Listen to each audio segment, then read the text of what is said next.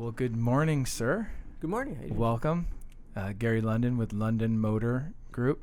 Correct? Did I get that No, right? London Mader. London But that's his problem, Mader. not mine. Yeah. There you go. Yeah, my partner has a weird name, but He's actually joined me for a couple of speaking engagements and, Yeah. and things like that, and he's very good and very knowledgeable as well. yeah, So he just has to have a name change. yeah. But I figured we'd bring in the Godfather today. Yeah. Well, I mean, you're making me feel old right at the onset of this. It's my If system. I don't already. I break you down and then I build you up, Gary. There you go. Yeah, okay. But, It's gonna be a long morning.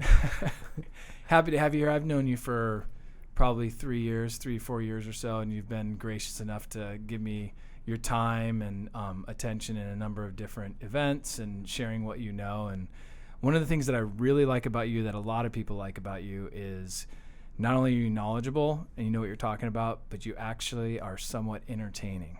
Oh, And so I think a lot of people who are economists or in that field, whether it's a fair stereotype, but a lot of times when they speak, half of the audience tends to fall asleep.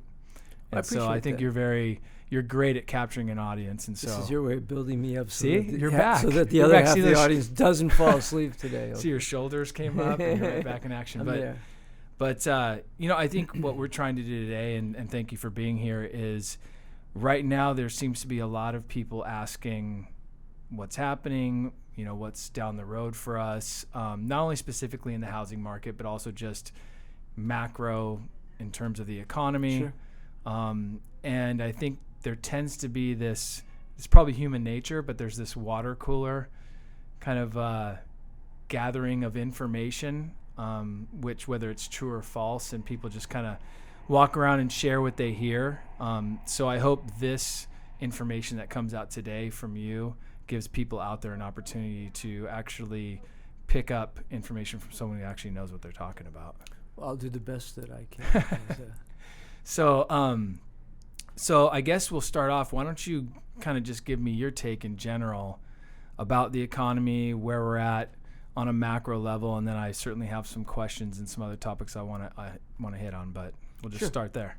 Well, we're skipping along at the top of the economic cycle right now. We have been for some time, and as you call it, sort of the around the cooler talk is, when does this party end?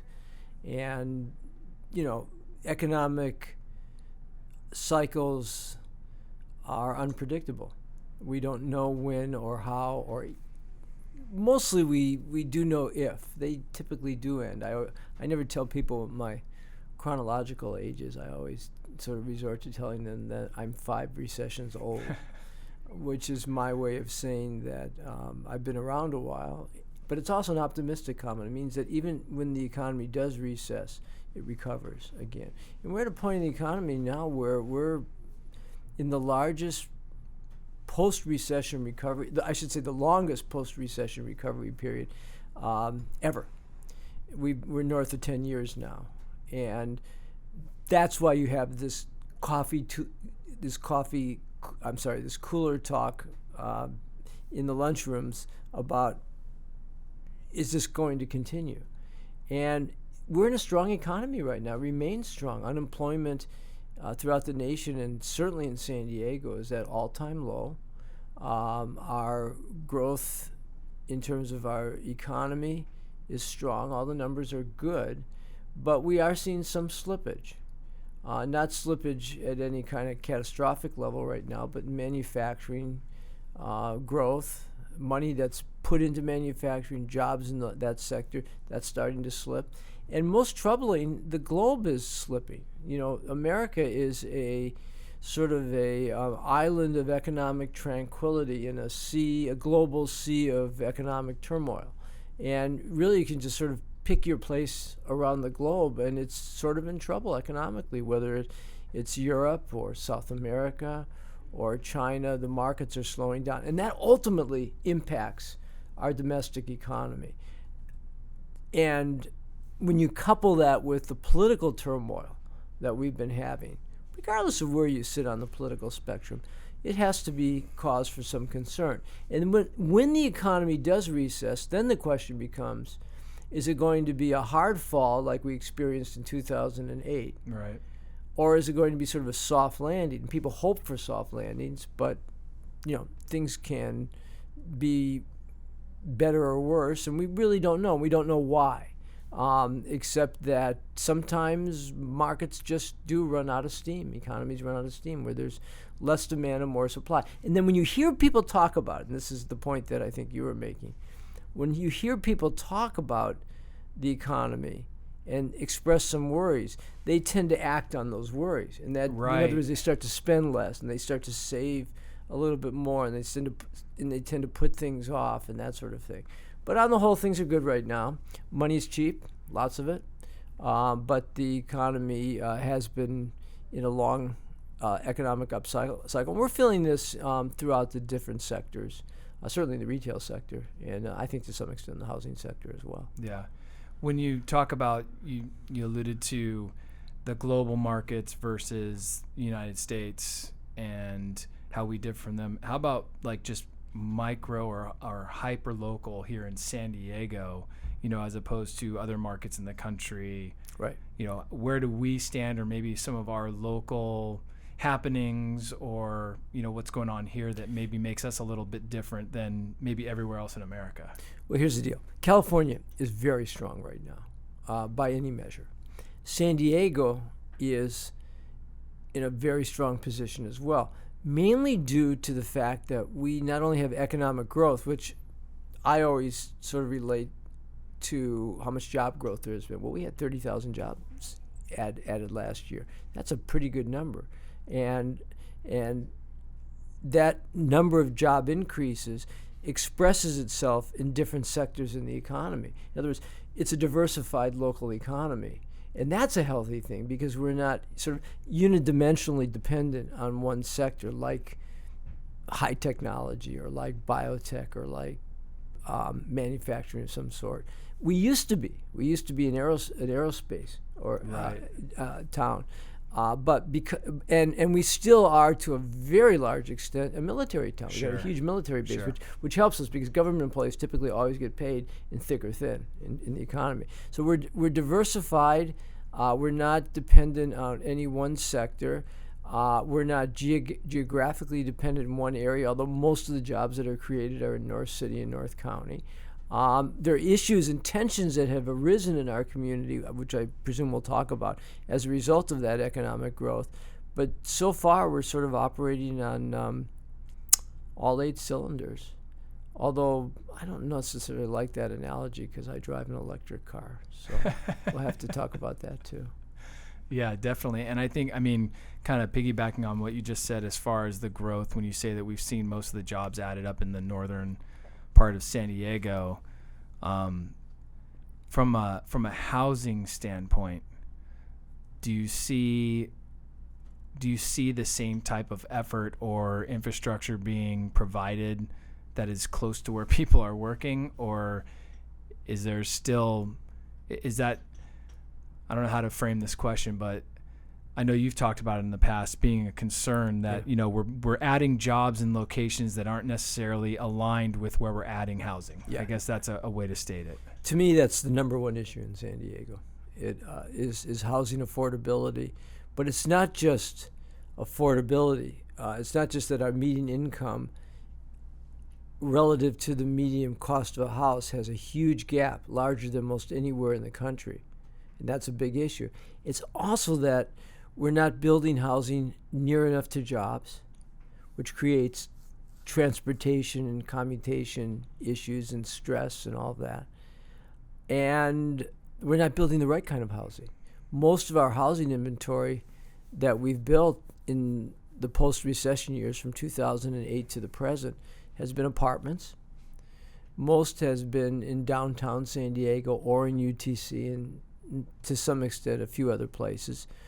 But it's been focused on millennials, people who are fairly young still, or alternatively on empty nesters, people like me who are fairly old, but not families. And so most of the job creation is for younger people forming families, and we're not providing housing for them. Or we're not providing housing in the right places, which creates all kinds of land use and political tension in this community. So it's a huge issue. In fact, we did a study that was sponsored and paid for by the San Diego Regional Chamber of Commerce about a year and a half ago, and to try to sort of address the linkage between the strength of our economy and the circumstances of our housing market or housing affordability.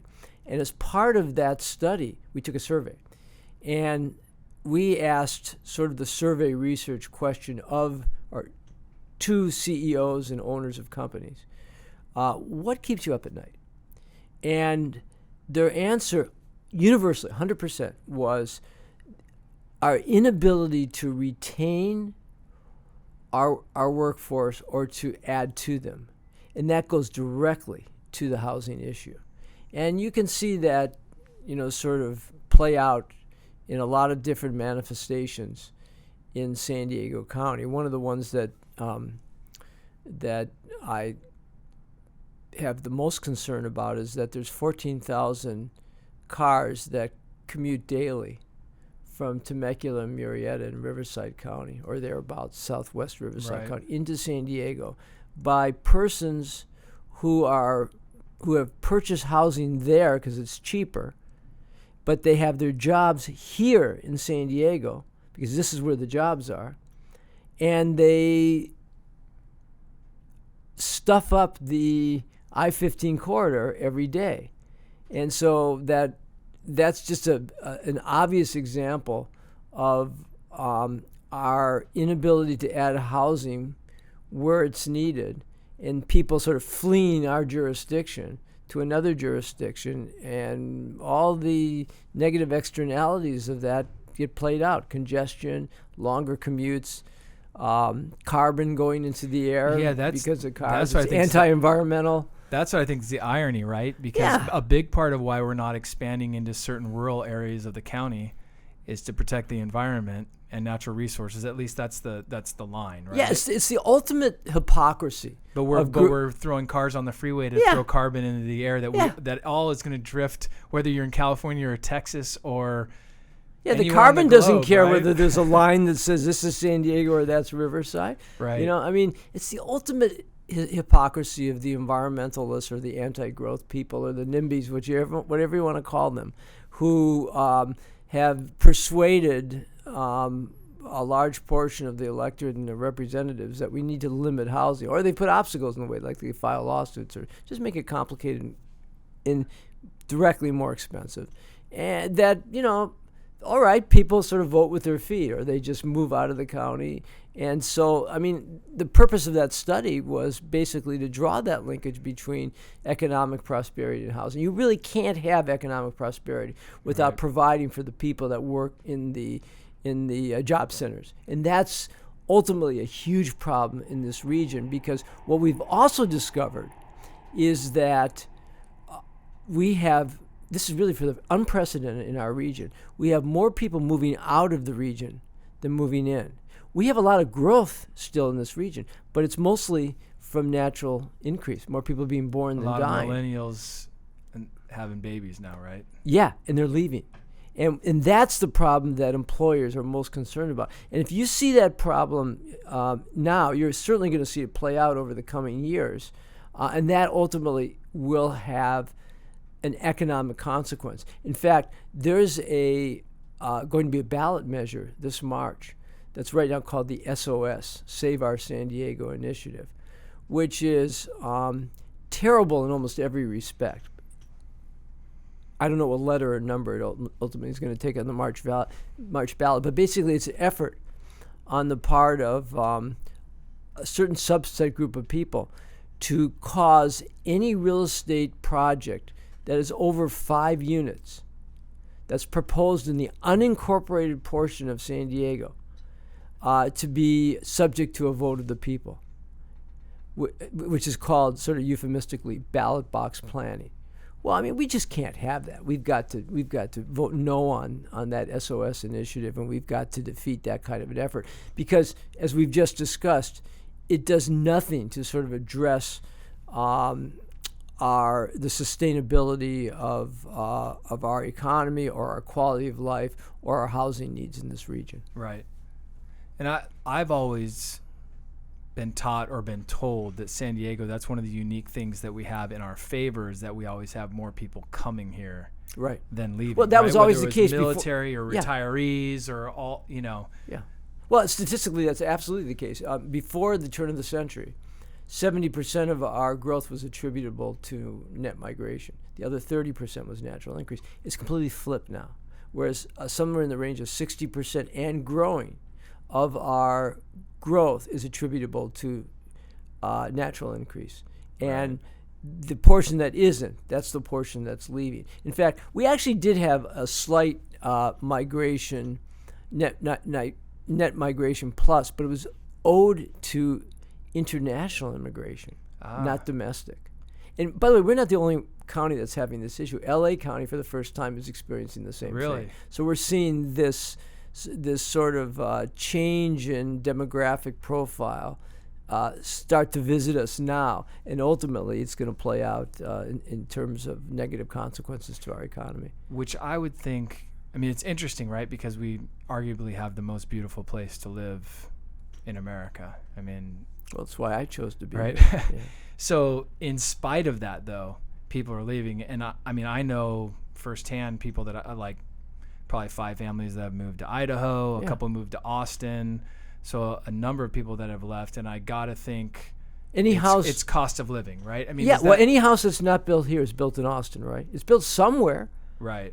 And people do leave. And this is a big issue because, these are typically the children of people who, they were raised here. And so empty nesters are seeing their children flee the nest, form families, and leave. So then their grandchildren go with them. And I mean, these become very, very difficult issues, but it's sort of our new reality. And this is a vast country. There's lots of places that people can move to, and lots of places where companies are evaluating to move to as well. You mentioned Austin. I mean, Austin's in Texas. It's way cheaper to live there than it is in San Diego. Quality of life is high. Weather isn't as good. But, those are trade-offs people are willing to make in order to sort of get a foothold on their life. And the major part of that foothold is housing. And right now our median housing costs are around $655,000. And the median income is about $75,000. So that's the gap I was talking about earlier. Now, we're not the most expensive housing market in the country. In fact, if you go up to Silicon Valley, the median housing price is well over $1 million. Right. The irony is that some Silicon Valley companies are expanding down here because as expensive as we are, so far we're cheaper than up there. And you saw Apple do that recently. That's right. For instance. And so we may be able to take advantage of that in the short term, but in the medium and long term, this housing issue is the kiss of death for us. Yeah, I ran into a couple of new friends I have actually now that are kind of techie guys that came down with companies, and that's their story. Yeah. And they're like, oh man, it's great and everything's affordable here because they're coming from up there, and it's, it's all relative, right? Right. Yeah. And it's not just Silicon Valley. I mean, LA and Orange County remain more expensive. In fact, honestly, with the possible exception of Portland, and including Seattle, we're the least expensive coastal city on the West Coast. Right. And it's a place we've always been. We've always been one of the least expensive, certainly relative to the California metros. But that's an attractor for our region that we can sort of take advantage of. Right. So when you talk about affordability, now that we're on that topic, let's talk a little bit about interest rates and where you see those going and how that might impact the greater market. I mean, I have to think that interest rates may stay low for a certain period of time. I know you've shared kind of through next year, but they're eventually going to go up. I got to think housing prices are going to eventually have to come down a little bit. Otherwise, well, there's an inverse. The buying power is going to go down as the interest rates go up, obviously. That's what I was just about to say, is that interest rates are low. In fact, I'm just refinancing my home right now for the second time in 2 or 3 years. Yeah. Because they've gone down that significantly. Money is cheap. Money's abundant at the moment. There's concerns about that on the federal level because the Fed has to have sort of tools in their tool shed to manage an economy if they need to step in, if there becomes true trouble in the economy. But at the moment, uncharacteristically, they've reduced the discount rate, which is the rate that banks borrow from, which ultimately bleeds to us as consumers in terms of long-term interest rates and takeouts Right. and so forth. And that's why rates are cheap. It's not going to be this way forever. And when rates do increase, that increases, the fundamental cost of owning a home, because we're all, monthly payment centric. That's what, Sure. we talk about the cost of a house, but what we're really concerned about is what is our monthly payment. And when interest rates go up or down, that does impact our monthly payment. That will affect housing demand. It doesn't change demand. Demand's always there, but it changes what we call effective versus ineffective demand. Ineffective demand being people that want a house but they can't afford it. Those people will always be here. And that's a big, that's really the big problem in San Diego. Is there was a time a few decades ago when you could be just sort of an ordinary person, a worker, Right. and maybe the husband and wife both work, but they were just sort of normal jobs, and they could afford a house. Today, that's sort of off the table for a lot of people. It's really hard to afford a house because housing is so expensive, and regardless of what interest rates are right now. But certainly, if interest rates go up, that's going to bleed into the market in a big way.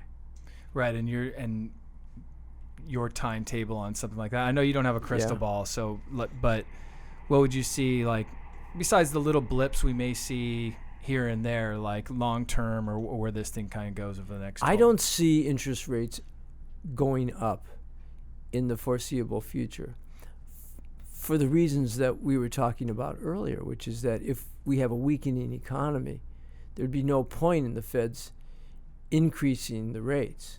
They would normally decrease the rates. The real problem is they can't decrease them much more. Right. That's their problem. But I don't see rates going up in the foreseeable future. Long term, they have to go up, but long term is north of 5 years. It's not in the foreseeable future. Right, and I would think that it would probably be a pretty gradual and not too extreme change, barring something completely unforeseen. It would be gradual. Yeah. There would be, especially on the way up, and they've been gradual going down as well. Quarter point increases, that sort Sure. of thing. Yeah. Yeah. So I guess let's talk a little bit about what everyone talks about at the water cooler, which is the election coming up. Yeah. And how that affects the economy on a macro level, down to kind of, people just going to work every day, and how that affects their lives or the economy, and how that might trickle down. Is it going to be, what do you see? Is there going to be kind of a big change, little change? Does it depend on the outcome? Well, I'm an optimist by nature, and I've been around a few years. But what's going on in this country really concerns me. I mean, this is a pivotal point in our democracy. And I think that whatever happens, obviously we're talking about the prospect of a president being impeached and how that impacts the economy. It has to affect the economy. It certainly affects our position in terms of our global standing and our economic interdependencies and markets, all of which are being challenged by this administration. And that's very bothersome. And I think that as citizens, we need to be very, very aware and vigilant at this moment in time, because we have a government that unlike which we've ever seen before, at least in a couple of 100 years. And we've got to get our arms around this situation. Hopefully it comes out well, because there are major constitutional issues right now that are being challenged and are in jeopardy, and all that goes to the soul of our personal uncertainty as to our future. So it's not, you can't sort of divorce economic issues or a discussion on the economy or the housing market or the overall regional economy from what's going on politically. They are intricately related. They may not play out at the same moment of time, but if our national interests change, then certainly our economy is going to change. And not for the better. So I'm Yeah. I'm very, very, very, very concerned. What would I like to see? How it for it to play out this year? I mean, to be perfectly candid with you, I would like to see a change in the presidency. I think the president is clearly unsuited, and I think that that will have an impact on all of us as citizens if it continues the way it is. It's really a very emotional issue for me. I've never seen anything like this. What I think is fascinating and concerning is normally, and as long as I've been in the business and an election comes around, kind of the talk or the questions are around which party gets in and maybe their stance on things. And, if it's, if the Democrats in, then maybe they do this. And if a Republican's in, they do this. Yeah. And maybe that's going to be good, bad, depending on usually which side of the aisle someone sits on. But we're in this unique time of there's this extra kind of factor in play of a real kind of changing, opinion globally of us, right, as a country and what we're doing and kind of our relations abroad. We're causing that change, right? Right. By changing our relationships with even our allies. Right. We're causing those changes. It's interesting. I'm an independent. I'll vote for the person or the cause, depending on what I think is right or wrong. And it's independents like me that are going to make a difference in the polls in the coming months. Yeah. Both the opinion polls and ultimately the presidential election. And we have to be persuaded that the people that we vote for are acting in with the best interests of America in mind, not their political party. And that's the tension right now, is whether or not both Democrats and particularly Republicans elevate themselves and just talk about the future of America, not the future of either their party or themselves. That's the tension. Right. And we're right in the midst of that at the moment. Yeah. So kind of along those lines, I personally, I think a big part of or big reason why the current president was elected was a lot of people had concerns about jobs, right, wrong, wherever anybody stands. But that was kind of their thing, was like, hey, we'll go for the big change and see what happens. That's probably, I would imagine, the biggest, outside of people like, myself, who are running a business and have those things to be, to consider. For just anyone listening to this or seeing this, that's just, they go to work, and they don't necessarily own or run a business. They're an employee, and they have 2.5 kids and live in a home. And they're probably most concerned about jobs, right? Well, that's usually the irony of that wish for political change that caused the Trump ascendancy is that it has nothing to do with the president. The changes in our economy are changes that reflect the evolution of the market. Certainly technology is bringing on changes because it's replacing people. Right. Artificial intelligence is replacing people. The union movement has weakened because of technology and because of globalization, of outsourcing of product. And a lot of the concern is that stuff that used to be made in America is not made in America because it can be made cheaper over there. That has resulted in certainly uncertainty, but the degradation of the quality of life in our region. Normal people need to work more, harder, or two-income households in order to make it. It's not just San Diego we're talking about. It's everywhere. And those are, despite the fact that this president came in at a time when we were clearly in an economic prosperity cycle, he promised more. The problem is that we are undergoing fundamental changes in the nature of our economy, and it's not a political issue. It's It's an issue relating to the fact that we're going through a period not unlike the Industrial Revolution of the, between 1880, roughly the 40-year period between 1880 and 1920. Yeah. We're going through that period right now. That was a period where we went from rural to urban, where we went from agrarian to manufacturing. Now we're going from, industrial to post-industrial. And there's a price to be paid for that change. And that's the process that we're right in the middle of right now. So 50 years from now, historians will look back at this period of time in a way that they look at the Industrial Revolution at the turn of the 19th century. Right. I think you must have read my notes for this conversation because that was definitely one of the things I wanted to ask, because I'd heard that, that perspective that we're basically in the largest revolution since the Industrial Revolution, and whatever you call it, the technology revolution, which is a little off, because what is technology, right? It's anything that makes life better. Well, I can tell you my own company. I have a company of, we're only 6 people.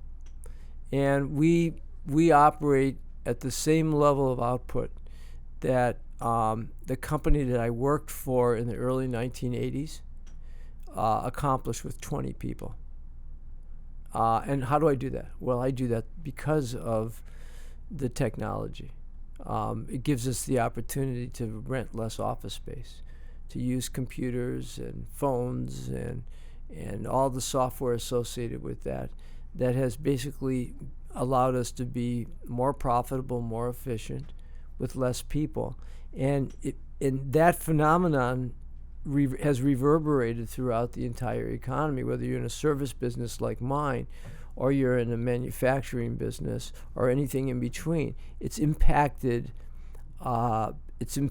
everything. How we work, how many people we need to work, what we pay them, what hours they work, ultimately the quality of our life and the quality of our region. And that's the tension that we're feeling right now. And it plays out in real estate. I mean, I'm a real estate economist more than anything. The things you're asking me about are things that everybody has an opinion about. My opinion is no better than anybody else's. I just I try to think about these things on a global basis. But my day job is I'm an economic dirt kicker. I mean, I do feasibility studies on real estate development projects. And I can tell you that the projects that we're looking at now and we're conceptualizing and we're building now are very different than the projects that we worked on even 10 years ago, certainly 20 years ago, almost in every way that you define it. And that's a reflection of this change in technology and change in our economy that we're going through.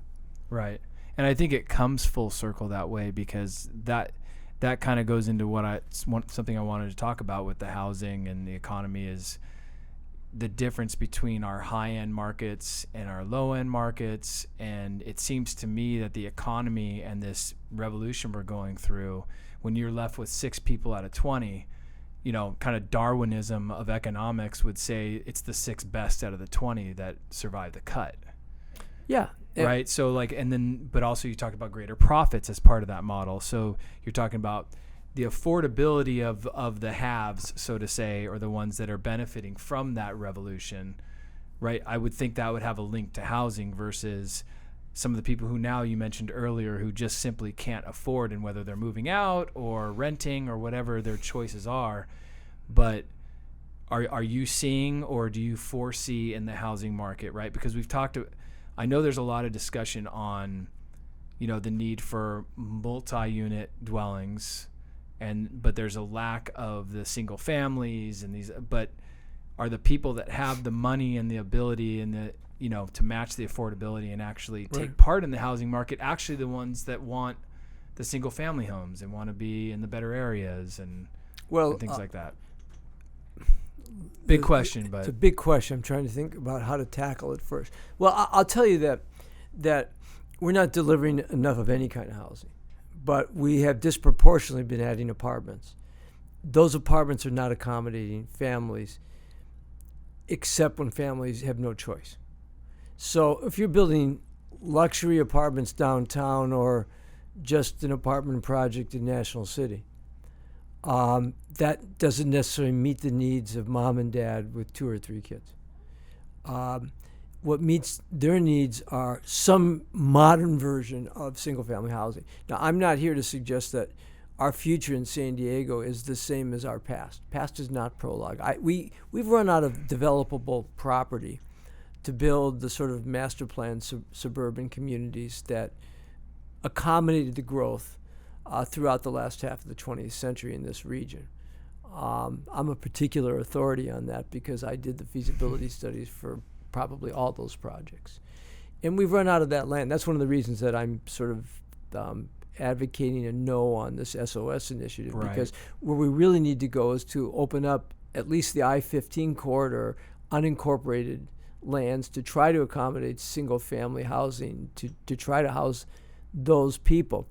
But even if and when we do that, or alternatively do infill projects in the old suburban communities of San Diego like Claremont or Mira Mesa, or the edge communities around downtown like Golden Hill and South Park and so forth, whatever community they are, we can accommodate family housing, but not the old kind of family housing. We have to create higher densities. So instead of building homes at 6 to 8 units per acre, we have to build homes at 40 units to an acre. So that means that we go less land per home, a little bit higher. So instead of one home on a 6,000 or 8,000 foot lot, we can put homes on 700 foot lots, have them go up 3 stories and call them townhomes or row homes, and they're perfectly adaptable to families. People do it at all kinds of other places around the country.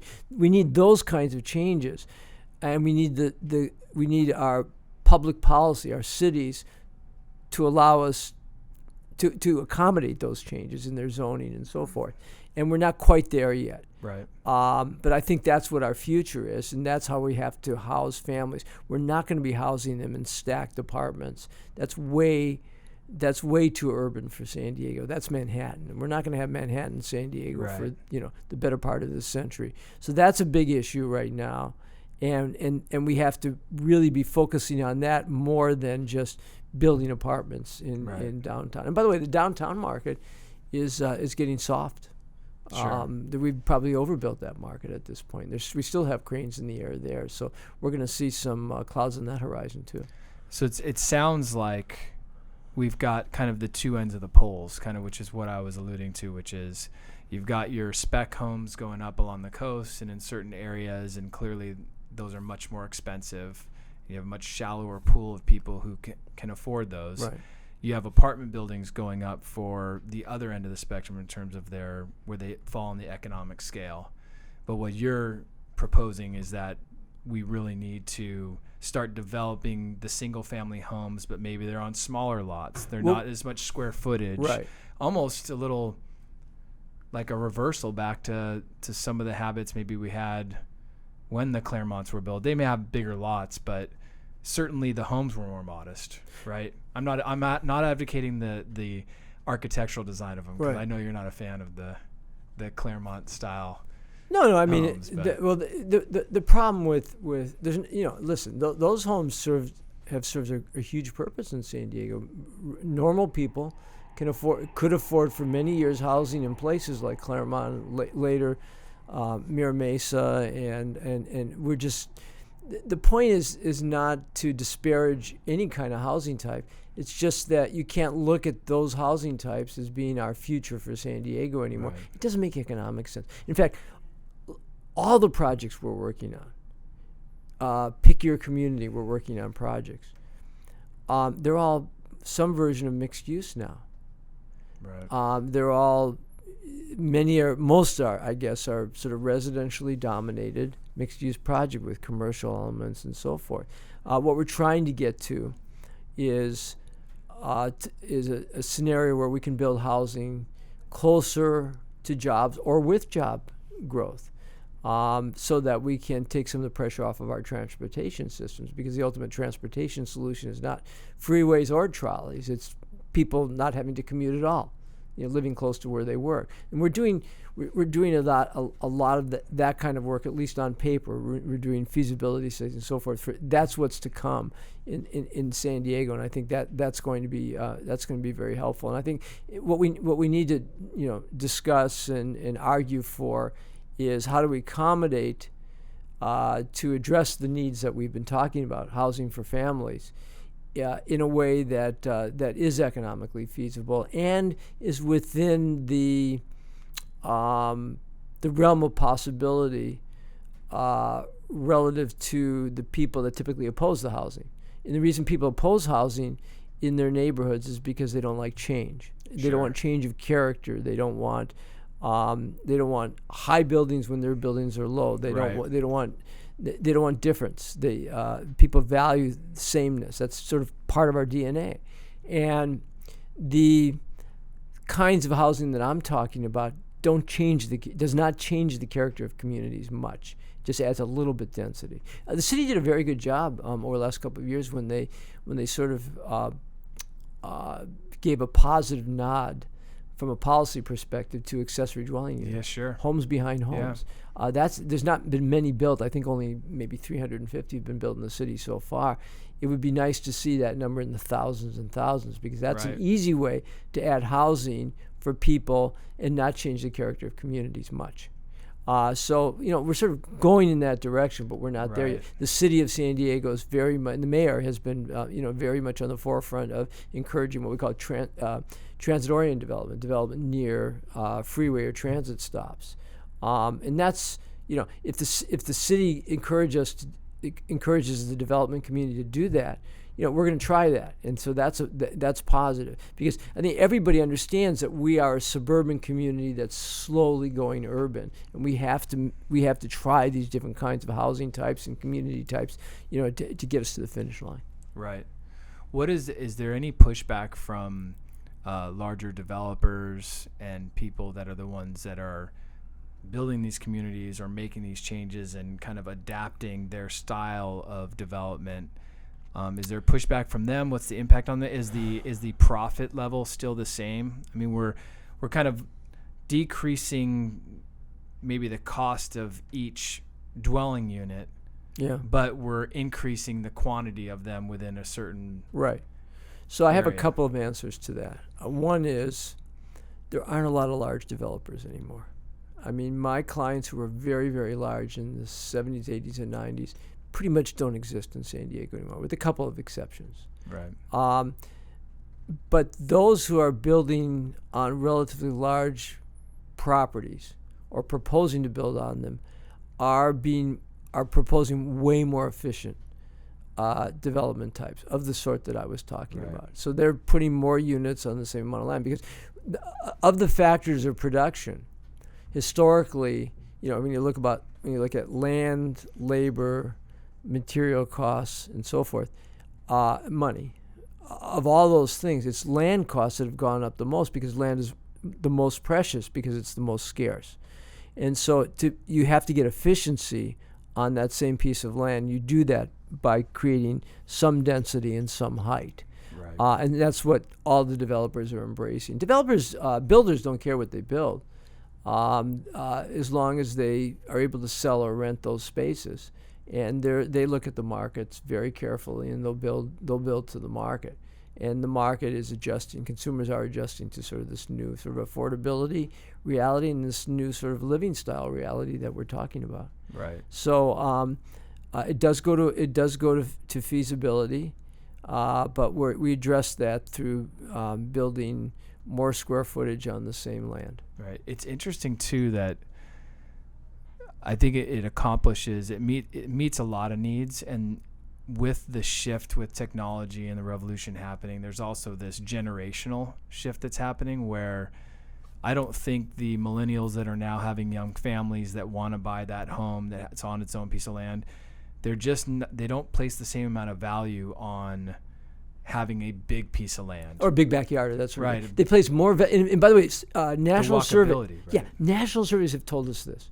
It's very clear to us that what young families want is they want to raise their kids in the sort of a suburban market But they want it to feel urban. Right. So I translate that to, they don't need to have that big backyard. They need to have the internal square footage, and they need to be able to walk to Starbucks. Exactly. Just to make it really, really simple. And to me, in that that's the quality of life that people sort of value. And it's not a surprise to me, because these are the people that are coming out of apartments in urban environments. Right. So now they're sort of making change, but it doesn't have to be the sort of sea change that takes them strictly from very urban to very suburban. Most people don't need that. Most people will take something in between.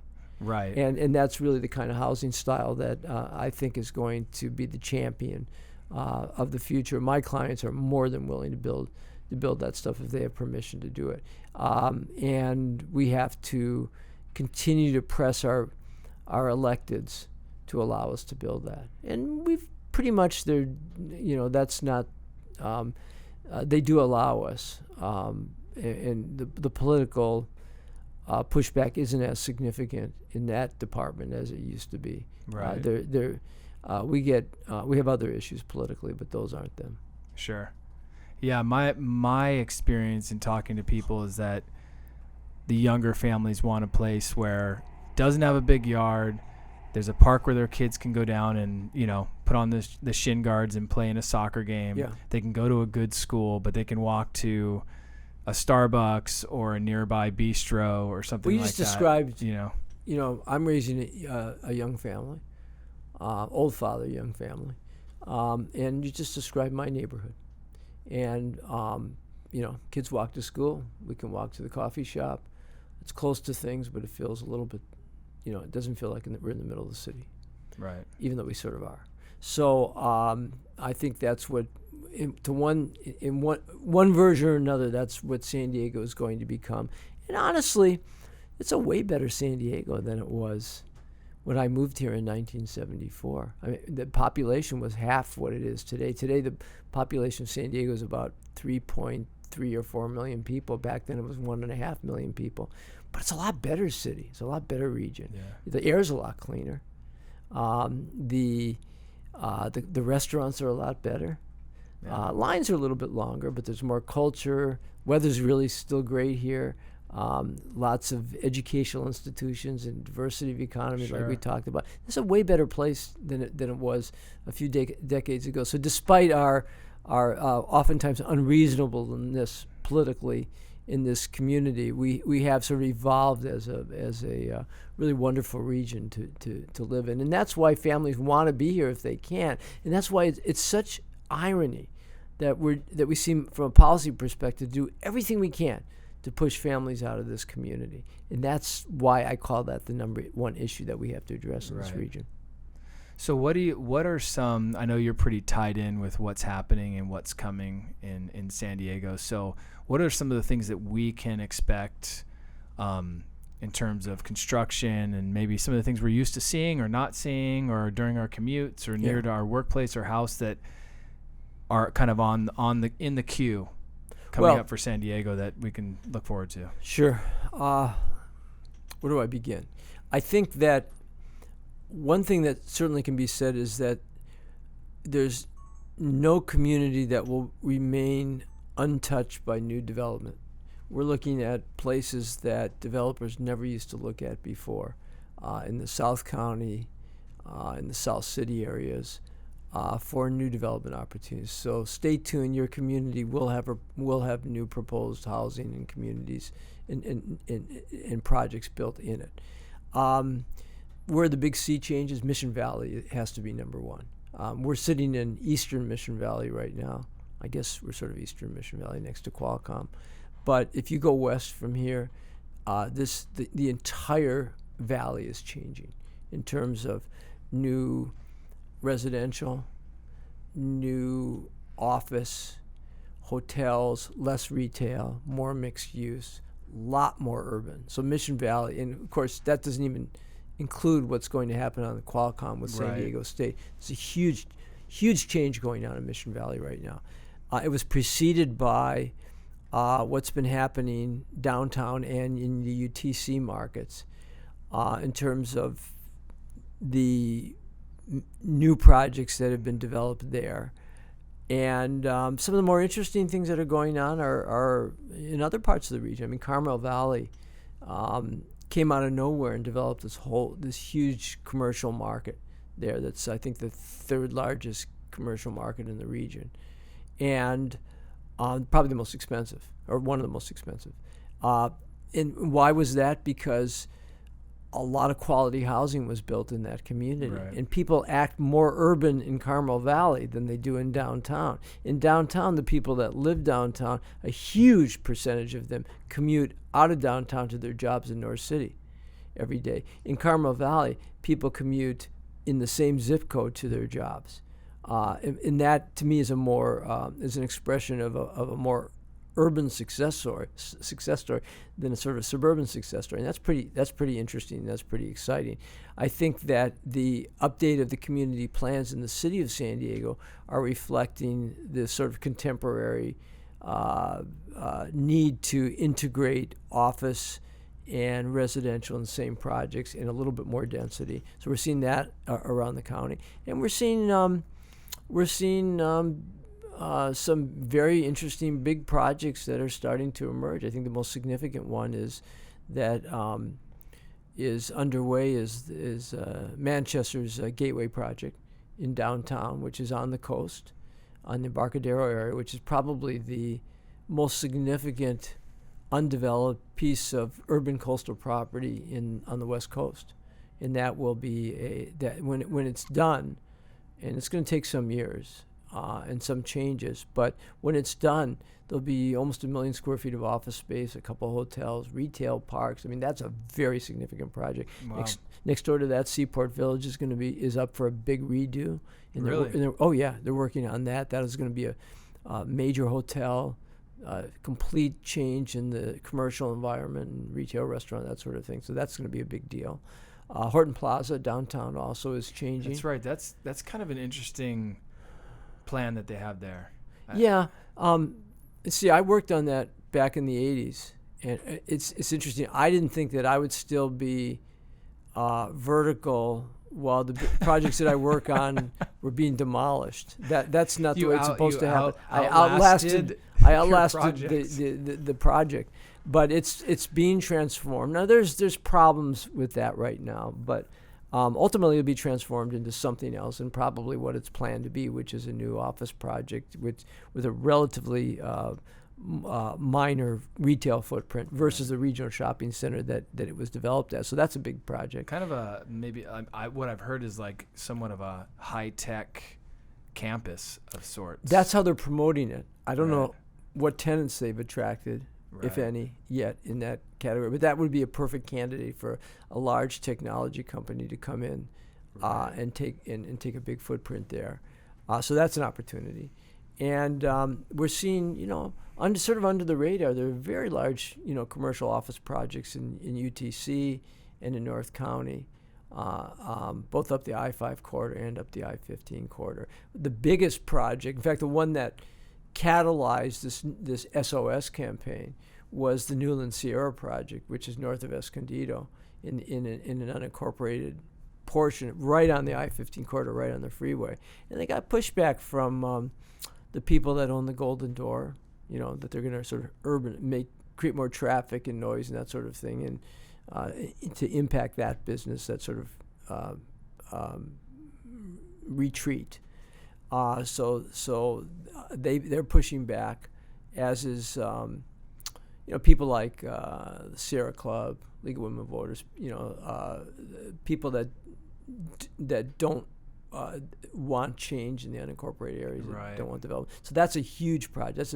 That's the largest master plan project, I think, that we have in San Diego that's going on. And then on the other side of the county, in Otay Mesa, we're going to see major changes down there associated with the new border crossing and the opportunity for not just industrial or warehouse or commercial, but new housing down there. Yeah. So, and that's a good place to add housing if we can add jobs there. In other words, either we add housing near where the jobs are, or it's a combination of the two, in North City and North County, or bring the jobs down where the housing can be built more affordably, which is in South County. Right. And so we've got to do a little bit of both. That's where I'm from, is South County. And I mean, what a change has taken place there. Oh yeah. And even when it developed, I never thought it would go as far as it did, even with East Lake and Otay Ranch and all that. And now with Olympic and everything, it just goes on forever. That there's a lot of dirt down there. That 125 just keeps going. Yeah, and what's interesting about South County is, we've always had this sort of schizophrenic relationship with Mexico and with Tijuana. And the economic interdependency between the two markets, the Tijuana market and San Diego market, is very strong. And we really haven't been able to take advantage of it as a region as much as we should have, mainly because it's tough to get across the border. Right. It's gotten tougher given the new, Homeland Security the Homeland Security policy, so forth. So hopefully that will evolve into a combination of a more secure border and an easier border to cross. But we've got some distance to go before we get there. But that's huge. We have to think about Tijuana every time we think about the growth of the San Diego market, because a lot of our employees come up here from Tijuana, and a lot of dollars that are spent in our shopping centers come up here from Tijuana. A lot of Mexicans get educated in San Diego. They have a huge dependency on us. We don't as much on them. But that's a relationship that we should be building more on. And the fact that we're doing a lot of development in South County will help to accentuate the importance of that relationship. And by the way, under the big project, under the category of big projects, the Chula Vista Bayfront project that was my next question. Is a huge one. Yeah, so I've heard so many mixed stories about that. It's been kind of, it was on, it was off, and I know it's moving forward, but what does that look like? So the first, that's a multi-use project. It's full speed ahead now. The first phase will be a big RV park, and then there will be a convention center built and hotels. The waterfront aspects of it and commercial aspects of it will grow from there. It should be, and then there'll be some employment. Yeah. So that's a huge economic boom for South Bay. Because what you have to understand is that if you live in San Diego, you may have a preference for North County beaches versus South County beaches. But if you live in Kansas and you're attending a convention here, it's all San Diego. Right. So it's not going to really matter whether you are on the waterfront there or waterfront here. And the fact that we're developing that waterfront really matters. We just have to do a better job of keeping the water clean. Yeah. That's a whole nother sort of federal challenge that we haven't done a very good job on. Yeah. So I guess I'll kind of try to wrap it up with a question about kind of where we go from here, or where people may want to go from here. In your professional opinion, if you were buying, selling real estate, participating in the market, what's your play for the next 6, 12, 18 months? Well, let me bifurcate my answer into investors and consumers. Okay.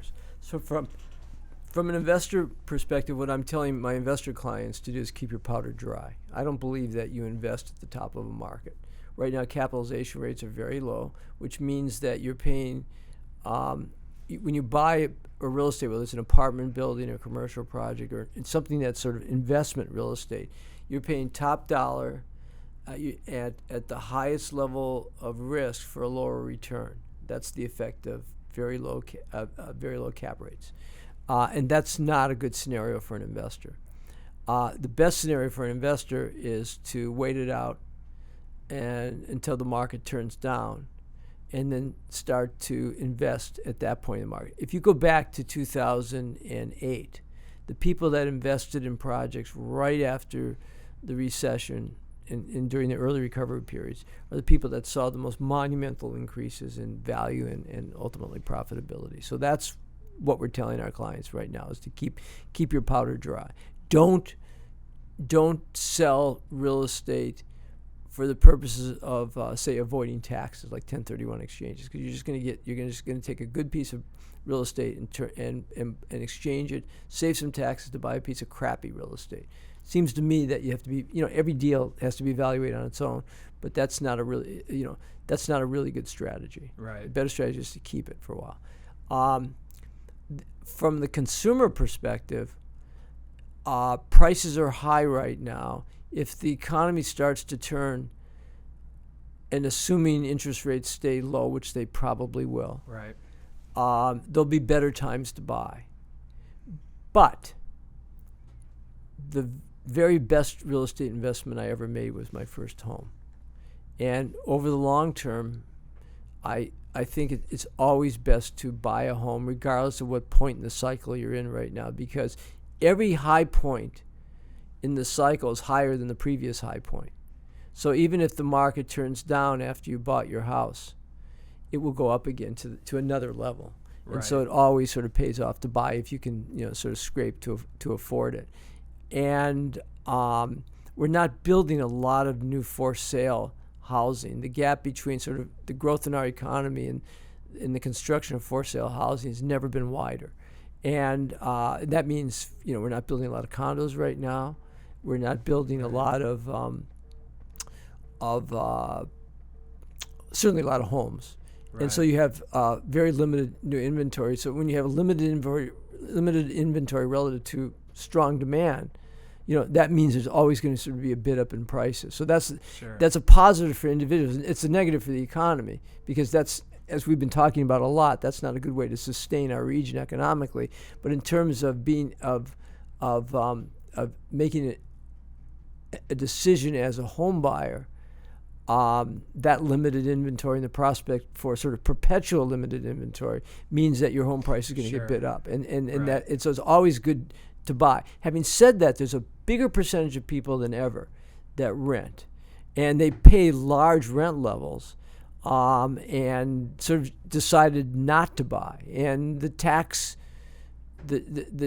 tax write-offs associated with home ownership are a little bit less than they used to be. So there's a big percentage of people that, bigger percentage of people that will rent versus buy. But if I try to advocate for people to buy when they can, and to start getting to the market and move up in that market. Right.